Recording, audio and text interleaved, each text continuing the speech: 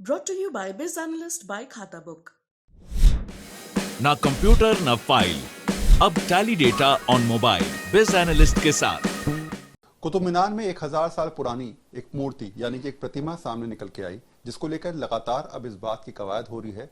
NMA ने ASI को पत्र लिखकर ये बात कही कि इस मूर्ति को एक विशिष्ट स्थान मिलना चाहिए, भले ही राष्ट्रीय संग्रहालय में या फिर कहीं और। अमित राय जैन मेरे साथ हैं और इतिहासकार हैं, उनसे समझ लेते हैं कि आखिर ये जो कवायद शुरू हुई है इस प्रतिमा को लेकर, उस कवायद में ये कहा जा रहा है कि इसका इतिहास अपने आप में बहुत विशाल है। इसके इतिहास को आप कैसे देखते हैं और ये प्रतिमा आखिर कैसे जो है वो एक कोने में पड़ी है और किसी की नजर नहीं गई आज तक? देखिए, कुतुब मीनार परिसर पूरा का पूरा इम्पोर्टेंट है, क्योंकि कुतुब मीनार जहां आज खड़ी है उसके चारों तरफ अगर ऐतिहासिक दृष्टि से पुरातात्विक सर्वेक्षण भी करते हैं तो पाते हैं कि वहां कम से कम 500 से 1000 शिलाखंड अलग अलग स्थानों पे पड़े हुए हैं। उसी में जो फिलहाल जिस मूर्ति की बात आ रही है, गणेश जी की प्रतिमा है, और लगभग 1100 साल पूर्व यानी कि 9वीं शताब्दी में प्रतिहार कालीन जो मूर्ति शिल्प होता था उस समय का, उसकी कला का एक उदाहरण है और ये काफी टूटी हुई स्थिति में है। ये भी एक ज्ञात तथ्य है कि इस परिसर को एक बहुत बड़ा मंदिरों का समूह था, जिसको तोड़ करके यहाँ पर जितने भी मॉन्यूमेंट्स जो आज दिख रहे हैं वो बने हुए हैं। और कुछ तो ऐसे भी शिलाखंड वहां पड़े हैं जिसमें एक तरफ हिंदू देवी देवता हैं, उसके दूसरी तरफ उर्दू कलमा लिखा है। तो ये इस बात का प्रमाण है कि वहां पे जितने भी शिलाखंड पड़े हुए हैं उन सबको सम्मानजनक स्थान देना ही चाहिए, क्योंकि इतिहास या इतिहासकारों का काम है कि जो है जैसा है उसको उसी रूप में कहा जाना चाहिए। हमें बहुत ज्यादा गहराई में न जाकर के फिलहाल जिस मूर्ति की बात हो रही है, गणेश जी की प्रतिमा इस शिलाखंड के ऊपर है, ये किसी मंदिर के गेट के ऊपर का हिस्सा है। यानी कि जो मंदिर की चौखट हुआ करती थी पत्थर की, उसमें जो ऊपर मस्तक के ऊपर का जो शिलाखंड है उसका हिस्सा है, उसमें गणेश जी की प्रतिमा। क्योंकि चाहे जैन मंदिर वहां रहे हों चाहे हिंदू टेम्पल रहे हों, उनमें चौखट के ऊपर गणेश की प्रतिमा बनती रही है।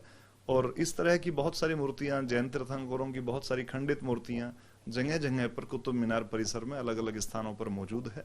और इसका भारतीय पुरातत्व सर्वेक्षण विभाग को सर्वे करना चाहिए। और मेरा तो मानना है कि जितनी भी मूर्तियां प्रतिमाएं वहां पर हैं उन सबको एक जगह इकट्ठा किया जाए। बहुत सारी नेशनल म्यूजियम के गोडाउन्स में पड़ी हैं, बहुत सारी खंडित अवशेष मूर्तियां, प्राचीन शिलाखंड और स्तंभों के टुकड़े वहीं कुतुब मीनार परिसर में जो कार्यालय है उसके पीछे की साइड में एक गोडाउन है और एक चौक है, उसके अंदर खुले में पड़ी हुई हैं। उन सबको एक साइट म्यूजियम बनना चाहिए कि पूरे हिंदुस्तान में लगभग 80 से 100 ऐसे पुरातात्विक स्थल हैं जहां पर वहीं से प्राप्त होने वाले जो शिलाखंड हैं, जो अवशेष हैं, उनको संग्रहित किया जाता है। क्योंकि कुतुब मीनार में हजारों लोग कुतुब मीनार को देखने के लिए, जो आज कुतुब मीनार उसको देखने आते हैं, तो वहां लोगों को जो वहां और प्राचीन सामग्री मिल रही है 9वीं शताब्दी की, उसको भी वहां संग्रहित और प्रदर्शित किया जाना चाहिए। अच्छा, एक चीज मैंने जब देखी उस प्रतिमा को तो उसमें साफ था कि गणेश जी की प्रतिमा, क्योंकि आपने खुद कहा कि जैसे स्वागत रूप में गणेश जी को हम सर्वप्रथम लगाते हैं, चाहे वो घर के आगे या मंदिरों के आगे,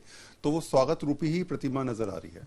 हाँ, नहीं, वो पूजने वाली मूर्ति नहीं है। अभी फिलहाल जिस मूर्ति की बात हो रही है वो मैंने कहा कि जिस तरह से चौखट के ऊपर गणेश जी को स्थापित करते हैं कि प्रवेश द्वार पर उनका गणेश जी का अंकन है, अगर मंदिर के हिसाब से देखें तो वो इम्पोर्टेंट तो है ही अपने आप में। और भारतीय जो लोग हैं उनका गणेश जी के प्रति बड़ी श्रद्धा है, निष्ठा है।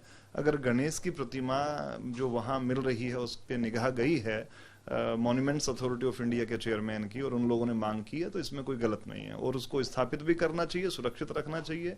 और वही कुतुब मीनार परिसर में ही एक साइट म्यूजियम बना करके वहां इन सब अवशेषों की स्थापना कर देनी चाहिए। धन्यवाद हमसे बातचीत करने के लिए। साफ है कि फिलहाल अब पूरा फैसला एएसआई को लेना है कि आखिर इस प्रतिमा को कहां पर स्थापित करना है, कहां पर रखना है, या फिर अगर राष्ट्रीय संग्रहालय में इसको रखना है तो निश्चित तौर पे एक अलग नीति तैयार करनी होगी।